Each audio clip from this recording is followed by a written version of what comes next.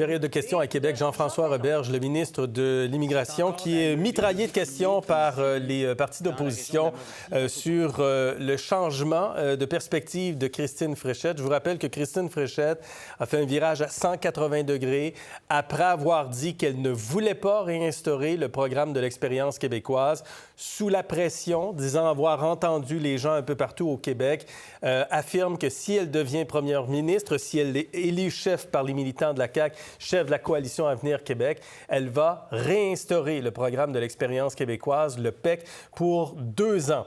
Pour 2 ans. Je veux juste vous rappeler, là, aujourd'hui, les règles du PEQ, parce qu'on vous parle souvent du PEQ. C'est quoi le PEQ, le programme de l'expérience québécoise? Les critères d'admission pour les immigrants, pour les travailleurs étrangers temporaires.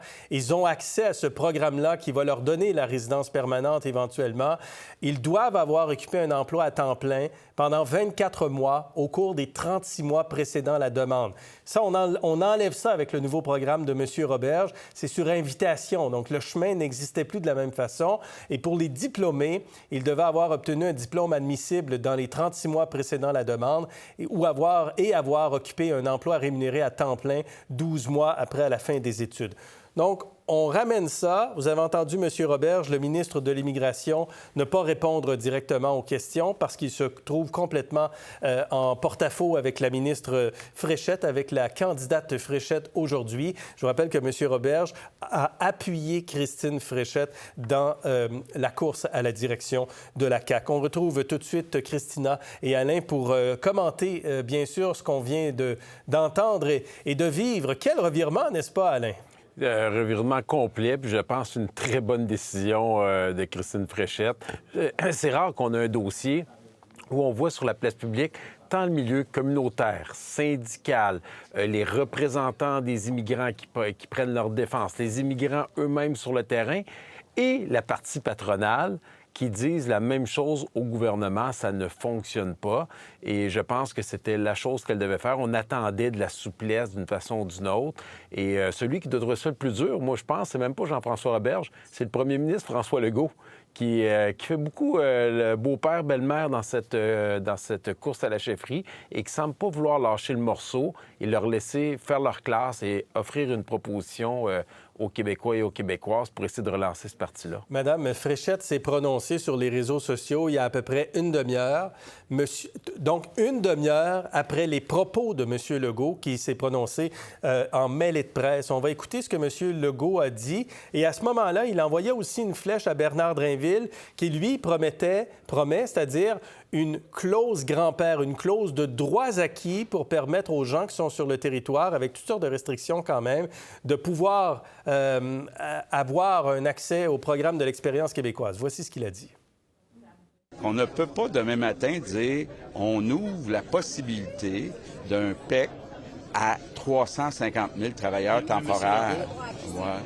C'est que là, ce que je comprends, il y a des partis d'opposition, puis il y a peut-être un de nos candidats qui dit qu'il faudrait peut-être faire des exceptions. Pour combien? 1000, 10 000, 100 000 personnes? Pour combien de personnes?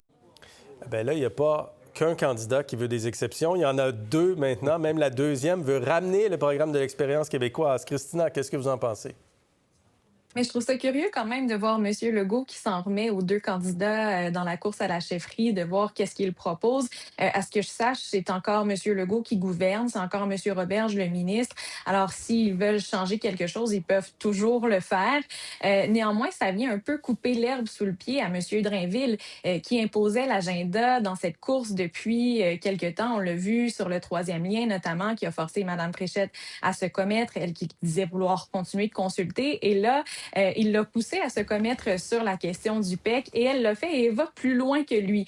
Alors, ça doit le prendre de court un petit peu et je pense que Mme Fréchette fait un bon coup avec ça. Je pense que c'est une bonne proposition. Alain l'a dit tout à l'heure, là, c'est assez rare qu'on voit une majorité des acteurs sur la question qui sont d'accord. Une grande majorité, là, on parlait d'un peu plus de 64 % de la population selon un sondage qui est d'accord avec peut-être un retour en arrière ou du moins une clause grand-père pour certains secteurs parce que ça laisse des centaines de personnes dans l'incertitude. C'est surtout ça. Et moi, ce que j'ai aimé dans la déclaration de Mme Fréchette il y a quelques minutes sur les réseaux sociaux, c'est dire, ben, il y a toujours des parcours humains derrière ça. Et ça, on a tendance à l'oublier.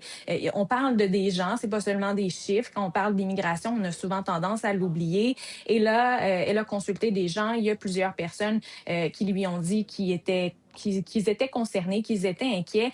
Alors, je pense que c'est une bonne position qu'elle prend, mais je reviens à ce que je disais sur M. Legault. Mais pourquoi lui n'agit pas en ce sens-là? Oui, peut-être qu'il trouve ça beaucoup, mais il les a, les chiffres, il les a assurément, et je pense pas que ce soit autant de personnes que ça. Bien, 350 000, c'est de prendre tous les immigrants temporaires et de penser que tous les immigrants temporaires, tous les travailleurs étrangers temporaires veulent aller vers le programme de l'expérience québécoise. Or, le programme de l'expérience québécoise, c'est une autre avenue que les immigrants temporaires, les travailleurs temporaires qu'on voit, par exemple, Alain, dans les champs ou dans différentes fonctions. On n'est pas exactement au même endroit. Donc, c'est pas tout le monde là, qui veut passer par le programme de l'expérience québécoise. Tout à fait. Puis honnêtement, c'est des raccourcis intellectuels que Jean-François Roberge et François Legault utilisent pour essayer de défendre leur position malgré la montée d'un grand nombre de citoyens partout. Puis c'est assez spécial d'entendre Jean-François Roberge essayer de remettre ça puis faire du judo pour essayer de dévier la question de l'opposition puis de dire le problème, c'est à Ottawa. Quand si c'était si clair que ça, leurs chiffres, bien, qu'ils prennent le temps de l'expliquer aux gens. Puis clairement, c'est pas clair l'information qu'ils nous donnent. Il y a beaucoup de gens qui sont pris. Puis moi, j'ai vraiment de la difficulté qu'on fasse une promesse à des gens, qu'on ait besoin d'eux dans des secteurs aussi stratégiques que la santé, que l'éducation, puis que dans le parcours qu'ils ont là, parce qu'ils étaient rendus, exemple, à 22 mois sur 24, on coupe les ponts, puis on leur dit non, maintenant, il y a un nouveau programme. Puis c'est là, je pense, ce manque de sensibilité-là, qui, même si des gens étaient d'accord à la base pour dire on veut moins d'immigration, ne peuvent pas s'associer à cette prise de position de la CAQ, là. Est-ce que ça devient complexe, là, Christina, ce mariage à trois, là, si je peux l'appeler comme ça, ce ménage à trois entre Christine Fréchette, Bernard Drinville et François Legault, qui continue de s'exprimer parce que c'est encore le premier ministre, mais il a démissionné. Il est là en attendant que les deux autres, qu'on choisisse un des deux autres. Oui, et ajoutons à cela M. Roberge qui a appuyé Mme Fréchette, mais qui est toujours ministre de l'Immigration, et que là, sa peut-être futur chef dit quelque chose de différent que ce qu'il dit. Alors oui, effectivement, puis je pense que ça montre que la gouvernance est un peu sur pause de la CAQ parce que toute la place s'en va à la course à la chefferie. Et on a vu les partis d'opposition tout à l'heure, lors de la période de questions, poser leurs questions par rapport à ça, par rapport à qu'est-ce que Mme Fréchette dit, qu'est-ce que M. Drinville propose. Et ça met M. Legault en porte-à-faux avec ce qu'il fait. Alors, ça devient compliqué un peu pour M. Legault. On a entendu Paul, je veux parler un petit peu du Parti québécois pour terminer ce segment. On a entendu Paul Saint-Pierre Plamondon dire souligner l'incohérence entre M. Roberge et Mme Fréchette, dire aussi qu'à 350 000, reprenant ce chiffre-là, Alain, à 350 000, bien là, on va épouser les politiques des libéraux et des solidaires. Et il y a Alex Boissonneau, le député du Parti québécois, qui se demandait si les maires comprennent bien ce qu'ils demandent en voulant le retour du PEC. Voici Alex Boissonneau. On aimerait savoir ce que les maires et mairesses ont en tête lorsqu'ils parlent de droit acquis, lorsqu'ils parlent de donner cette possibilité-là aux gens d'appliquer sur le PEC, comme ça aurait pu être le cas avant la suspension en 2025. Est-ce qu'ils ont un chiffre en tête? Est-ce qu'ils ont une idée de l'impact que ça pourrait avoir sur leurs concitoyens et concitoyennes? Parce qu'évidemment, il y a un impact aussi à accepter des gens sur le territoire.